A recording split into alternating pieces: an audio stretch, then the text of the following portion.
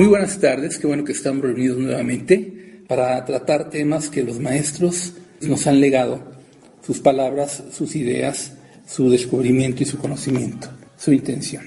Vamos a seguir abordando el manual de la ascensión de Serapis. El capítulo 5 que hoy vamos a empezar a ver es la expresión divina, el campo del espíritu. Y todo va en el sentido de lo que ya hemos visto en ocasiones anteriores relativas a lo que Serapis considera, pues no solamente que es la energía, sino que es la materia, cuáles son los propósitos de la humanidad y cómo se da el procedimiento de encarnación y demás. Y dice así: en el capítulo anterior hablamos acerca de cómo ustedes llegaron a donde están. Ahora examinémoslo con un poco más de detenimiento. Todo es energía organizada. El espíritu no es una excepción. Curiosamente, hace poco Saint Germain en el manual del Lemdu nos hablaba de que el universo es precisamente eso, energía, que da apariencias diferentes de materia y de forma y de organización de distintos tipos, niveles y demás. Aquí también en el libro el manual de la ascensión de Serapis se nos dice eso. La fuente es energía organizada y consciente, a una escala inimaginable. Aquí un paréntesis nuevamente es de llamar la atención que en el curso de milagros se hace un énfasis grande en que el reino de Dios o la unidad no está constituido por energía. Hace poco yo comentaba con ustedes que siendo así, en el momento en que el universo donde hay energía desaparece, ¿qué pasa con la energía? Supuestamente todo lo que ocurre es que pasa a formar parte del espíritu. Pero como el curso de milagros nos dice que no hay energía en el reino de Dios, ¿qué pasa con la energía? Yo les decía el otro día que si vamos a considerar todavía la energía como un valor, tendríamos que ver que entonces se vuelve totalmente energía potencial. Pero en realidad el curso de milagros insiste en que no hay energía. La energía sería una manera de mover las cosas de parte del plan trazado por el ego, para que se fabriquen posibilidades distintas a las que el espíritu o Dios mismo concibe y logra. La fuente, dice, es energía organizada y consciente a una escala inimaginable. En su continuo juego para conocerse a sí misma se fragmentó. Estas particiones son análogas a pensamientos inmensos o planos de realidad que interactúan entre sí. No poseen ni nombres ni formas que ustedes sean capaces de reconocer. Y sin embargo están conscientes de sí mismas como parte de la fuente y también de sí mismas siendo ellas mismas. Curioso, no poseen ni nombres ni formas, y esto es interesante porque nosotros solo concebimos las cosas con base en una forma, en una posición en el espacio, en un devenir en el tiempo. Como en la fuente no hay nada de esto, espacio, tiempo y movimiento, nos es muy difícil imaginar cualquier cosa que tenga que ver con la fuente. Y tenemos que recurrir a analogías. Serapis dice: imagínense muchos baldes de agua suspendidos en el agua y que todo el agua sea consciente. El agua en un balde sabe que continuamente está intercambiándose con el agua que está afuera. Sin embargo, en virtud del hecho de estar contenida, es consciente de sí misma como distinta del agua que está afuera. Por supuesto que los baldes son imaginarios, pero son análogos a los campos que apoyan a la energía. Y el agua es análoga a la energía que los llena. Algunos campos son gigantescos, como por ejemplo los campos planetarios o solares, y otros son diminutos en comparación, como el campo de un átomo, pero todos ellos contienen y se nutren de la energía de la fuente. Exactamente, esa es otra de las cosas que se nos dicen si volvemos a pensar en el curso de milagros, y lo tomo como referencia constante porque es muy innovador con respecto a todo lo anterior que se había propuesto. Todo esto que se mueve como fabricado por parte del ego y de la separación, están aparentemente separadas las cosas, pero todas han sido tomadas de la fuente. Simplemente se ha trastocado, se ha movido de una manera distinta a como la mueve Dios. Esa fue la intención, de hecho. Pero ¿de dónde se va a fabricar? ¿De dónde se va a hacer? Si no es precisamente de la fuente de todo. Se toma de la fuente, pero no se reconoce que se toma de la fuente, y con eso se hace la apariencia, se pretende que sea real, pero es solo apariencia, de que es independiente, de que es otro tipo de realidad con otra naturaleza. Y con eso se hace una aparente realidad separada. Por eso dice aquí, por supuesto, que los baldes son imaginarios, pero son análogos a los campos que apoyan la energía. Y el agua es análoga a la energía que los llena. En adición a su interactuar entre los campos, esta energía consciente se fracciona también mediante la característica de la frecuencia. La frecuencia es nuevamente otra de las cosas que hemos podido ver de alguna manera cuando leíamos el Kybalión y los 7 principios hermetistas. La frecuencia es parte de esos principios, en realidad corresponde al principio de vibración. Piensen en el teclado de un piano. Todas las notas individualmente están hechas de la misma cosa básica, vibraciones de cuerdas, pero cada nota a su vez implica y contiene todas las armónicas y subarmónicas, que son las notas en la misma posición relativa en las octavas superiores e inferiores. La fuente se fracciona a sí misma de maneras que son imposibles de describir, en estados de energía que reconocen su unidad y que a la vez son conscientes de otros estados de energía que conforman el todo. Serapis lo indica como que realmente ocurre una separación. Esto quiere decir entonces que la unidad deja de serlo. Pero en realidad no es así. En el reino de Dios todos son movimientos de pensamiento, de ideas. Aunque son características cada una de ellas con respecto a las demás y a Dios, no por ello se implica que son separadas. Son simple y sencillamente movimientos de pensamiento. Cada estado de energía crea subarmónicas de sí mismo, cada una de las cuales a su vez está consciente de las subarmónicas de los demás estados de energía. Todo es uno, nada se oculta. Cada creación individuada es consciente de todas las demás instantáneamente y sin ningún tapujo. Esto sí es concordante con lo que dice el curso de milagros al respecto del conocimiento y la unidad y sus características. Así pues, el espíritu de todas las frecuencias se conoce a sí mismo como la energía de la fuente que es pura, juguetona y creadora. Esto también es cierto. Dios siempre está divirtiéndose. Lo que quiere es ser feliz y se muestra feliz y quiere que todos lo seamos. Sus hijos juguetones, de repente hemos hecho una cuestión que no estaba considerada por Dios como para ocurrir. En realidad no ocurrió porque es otra de las cosas que se nos enseña el curso de milagros, que no es que estemos separados realmente de Dios, da la apariencia que lo estamos. Nos queremos convencer de que así es. En virtud de ser, el espíritu expresa la naturaleza de la fuente a través de los campos que él genera y a través de la energía que irradia dentro de ellos. Tomen por ejemplo a Ariel. Algunos de ustedes conocen a esta energía como un arcángel. Ariel es la función responsable de proyectar el campo requerido para el campo físico, el campo conducente para la energía que es necesario para brindarle apoyo a la energía que penetra a través de él al interior del plano físico. En ciertos puntos del campo la conductividad se amplifica y el proceso es más eficiente, lo cual da como resultado la materia física, unidades de energía que se congregan y coagulan. En otras partes menos conductivas del campo sencillamente no lo hacen. Y todo ello se sucede así mediante un acuerdo consciente. Esto del acuerdo consciente es muy interesante. Los científicos actualmente, sobre todo los que estudian el origen del universo, el Big Bang, han detectado que a microsegundos de haberse efectuado la gran explosión, había mucha uniformidad en la distribución de la energía que se estaba empezando a expandir. Pero en determinado momento, cuando las partículas se fueron haciendo cada vez más pesadas, cuando ya eran electrones y ya eran núcleos de átomos, se puede decir que se desuniformó. La uniformidad dejó de ser y empezó a haber pequeñas variantes, precisamente por la acumulación de distintas partículas que se iban formando, cada una de ellas con distintas medidas de energía, masa y demás. Y esto causó que la energía se fue expandiendo en unos lugares más que en otros zonas más rápido que en otras. Como dice aquí, en otras partes menos conductivas del campo sencillamente. Y todo ello se sucede así mediante un acuerdo consciente. Él lo pone como un acuerdo consciente. Sí, en realidad sí. La visión que se tiene de los universos que se nos ha dado, pues por medio del curso de milagros, por ejemplo, es que el ego está con una intención específica al manifestar un universo. Y lo manifiesta con esa intención, como una variante de todos los millones de universos anteriores. Y para ello se pone una partícula primigenia de materialidad distinta a todos los anteriores. Se lo llamaría cristal, porque cristaliza la energía, la hace materia.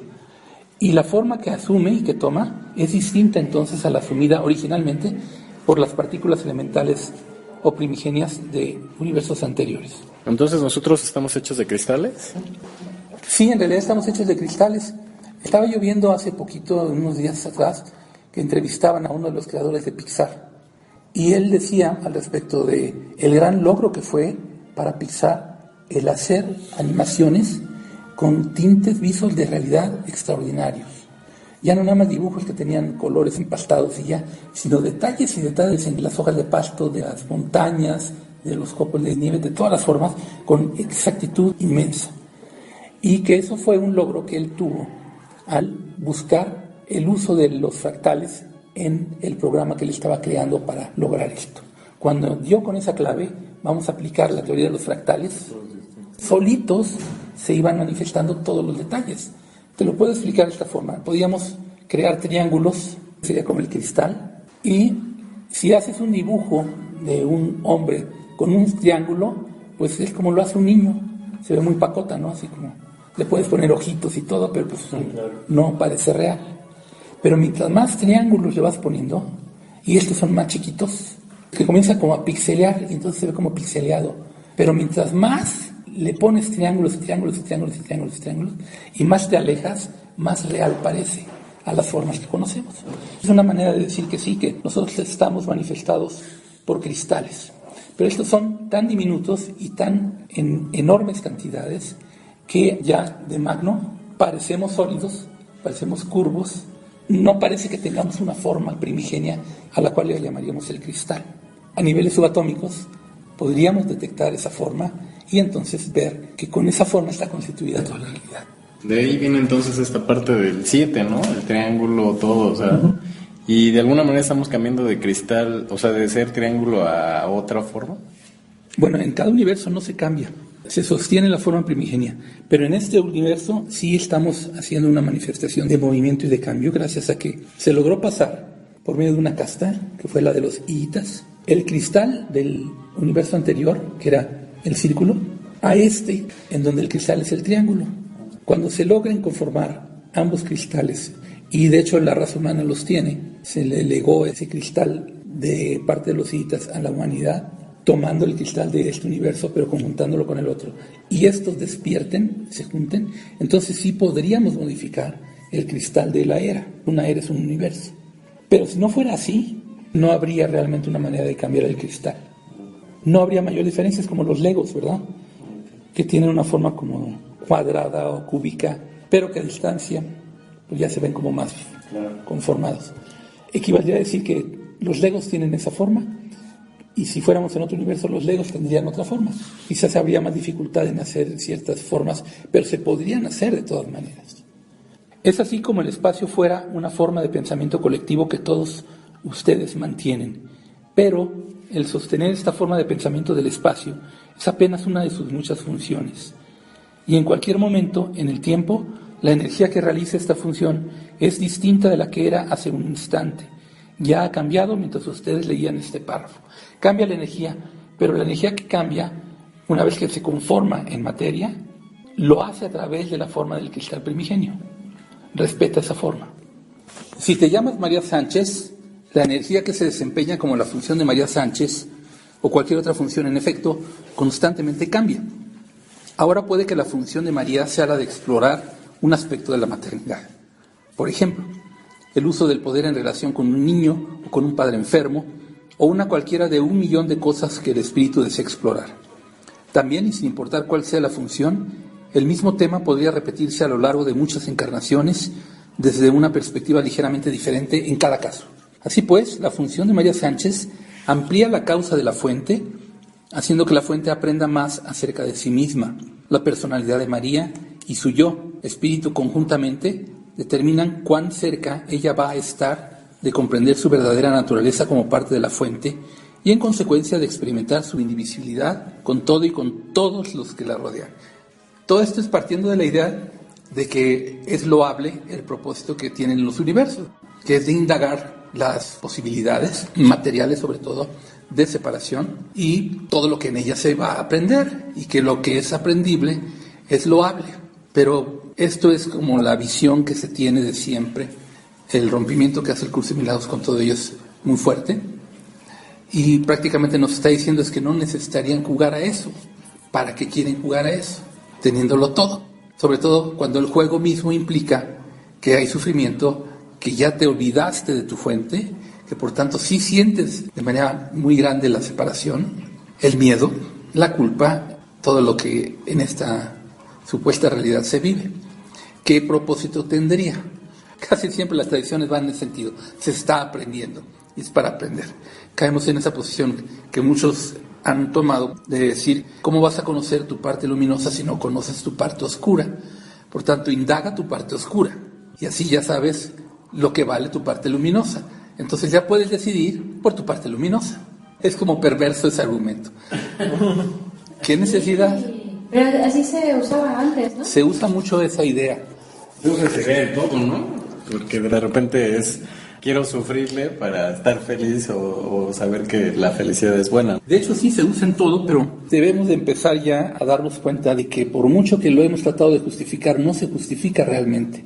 Es también como la idea de que el miedo sirve para protegerte de algo, ¿no? Muchos lo valoran así, y lo argumentan y lo justifican y de verdad creen fielmente en que es útil, cuando finalmente el espíritu no contiene miedo en absoluto, y si somos espíritu, ¿para qué lo tendríamos que utilizar?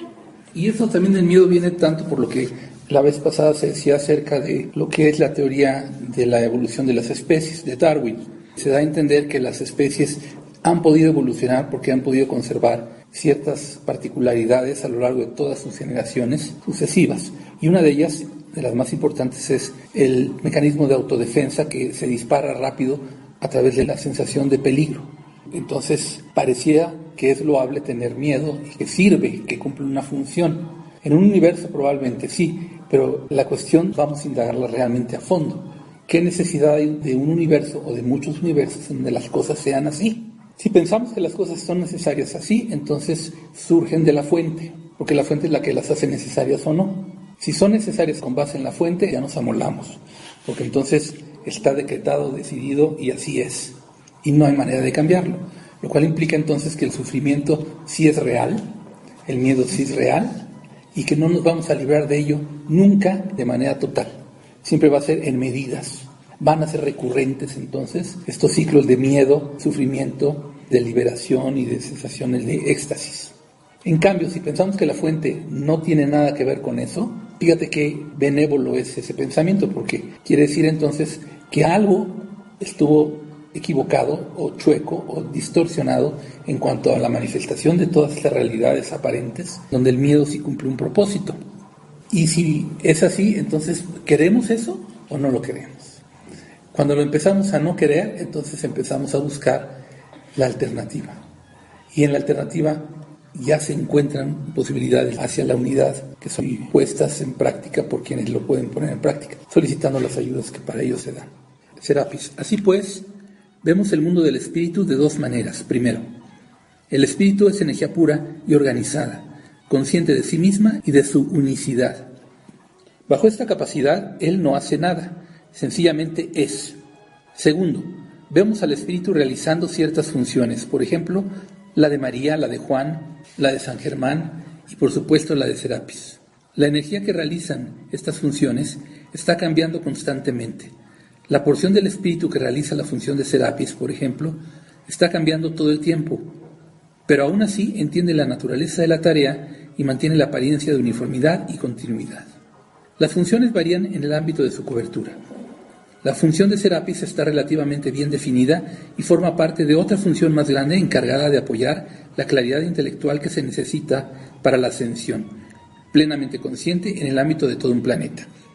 Esta es una cuestión muy interesante, porque es como decir, hay un alma grande que se subdivide a sí misma, o se proyecta o se extiende de distintas maneras en el espacio y el tiempo. En cada una de ellas está intentando cumplir una función específica con un propósito que va a ser, a final de cuentas, que el juego termine, el de que la manera de ver las cosas de separación ya no esté. Esto es interesante, la subdivisión de las grandes almas en distintas otras, que es lo que da también pie a las encarnaciones. El alma de Saint Germain, por ejemplo, que ha sido muchas. El alma de cada uno de los grandes avatares, como Jesús, por ejemplo, que ha sido muchos, y en distintos planetas y en distintas realidades de niveles. Cada una de esas expresiones de esa alma grande tiene también su función propia, permanece, se sigue dando. Plenamente consciente en el ámbito de todo un planeta.